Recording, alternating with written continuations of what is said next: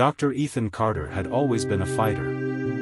From the moment he stepped into medical school, he knew he was destined for greatness. But greatness never comes easy.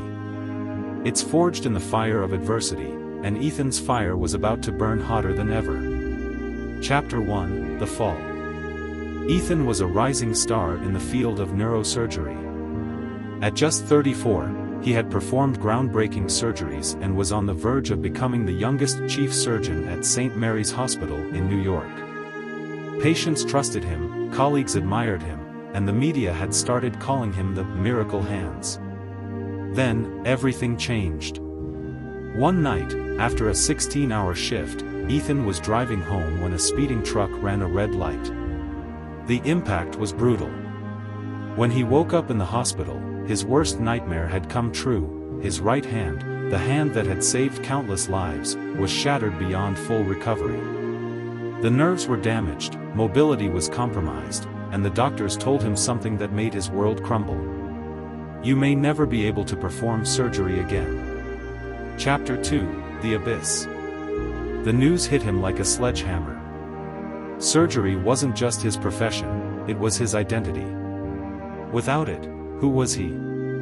Depression crept in, drowning him in self-doubt. Days turned into weeks, then months. He tried therapy, physiotherapy, even meditation, but nothing could restore his precision. His hands trembled. His confidence shattered. The world moved on. His colleagues continued their careers, medical journals stopped mentioning his name, and soon, St. Mary's had a new chief surgeon. Ethan Carter was forgotten. Chapter 3: The Spark. One evening, while drowning his sorrows at a quiet cafe, he overheard a conversation at the next table. A young woman was sobbing. "My brother needs brain surgery. But no one in this country has the skills for this procedure." Her words lingered in Ethan's mind. He used to be that surgeon. The one people turned to when there was no hope. The best. Something inside him reignited. He rushed home and opened his medical books again. His hands might not be steady enough for surgery, but his mind was still sharp. His knowledge was intact. For the first time in months, he had purpose. Chapter 4: Reinvention. Ethan realized that while he might never hold a scalpel again, he could still change lives. He spent months studying advanced robotic surgery, an emerging field where doctors could perform intricate procedures using robotic arms controlled through AI and minimal hand movement. It was a revolution in medicine. And Ethan was determined to master it.